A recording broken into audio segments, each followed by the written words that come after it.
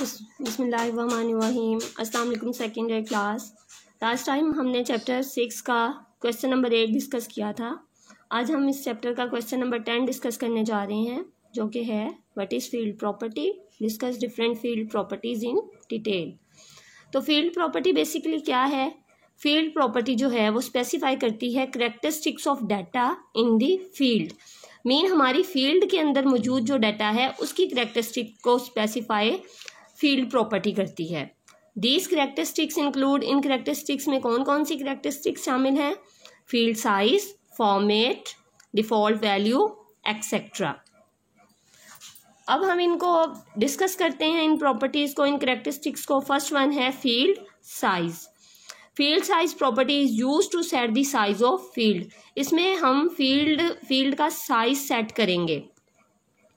In case of text type field, अगर text type field होगी तो default field size is 50 character. जो default field size होगा वो 50 करैक्टर होगा, और it can be specified from 1 to 255 character. लेकिन डिफ़ॉल्ट फील्ड साइज अगरचे हमारे पास 50 करैक्टर है, लेकिन हम इसे 1 से लेकर 255 करैक्टर तक भी सेट कर सकते हैं।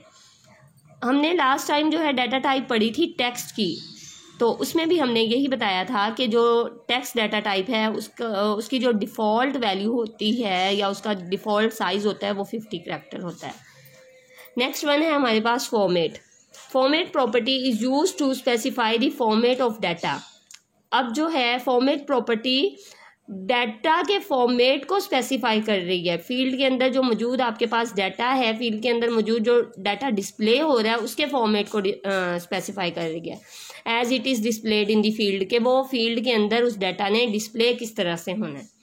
For example, you can specify the format of the date type data to display in the data sheet और इन द रिपोर्ट एक्सेट्रा। कि अगर हमने अपने फॉर्म में या अपने टेबल के अंदर डेट यूज़ की है, लाइक हम किसी स्टूडेंट की डेट ऑफ बर्थ या किसी एम्प्लॉय की डेट ऑफ बर्थ शो करना चाह रहे हैं, तो हम उसका फॉर्मेट स्पेसिफाई करेंगे कि वो किस तरह से शो होगी डेट उसमें।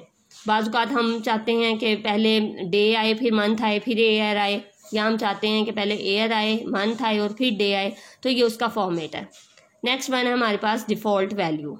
डिफ़ॉल्ट वैल्यू प्रॉपर्टी जो है is use to set the default value for a field. ये प्रॉपर्टी जो है किसी भी फील्ड की डिफ़ॉल्ट वैल्यू सेट करने के लिए यूज़ होती है। मतलब कि अगर हम चाहें कि हमारे पास जब टेबल शो हो तो उसके अंदर पहले से कोई ना कोई वैल्यू लिखी हो तो वो डिफ़ॉल्ट वैल्यू होगी। The default value is automatically assign to the field for each record entry. और ये डिफ़ॉल्ट वैल्यू जो है हर रिकॉर्ड एंट्री के लिए जो है ऑटोमेटिकली असाइन हो जाती है किसी भी फील्ड को। सपोज करें अगर हमारे पास ये रोल नंबर फील्ड है, रोल नंबर फील्ड के अंदर हमने इस फील्ड के फर्स्ट वाला जब रिकॉर्ड एंटर करने लगते हैं यहाँ पे, तो हमने 1 एंटर किया है।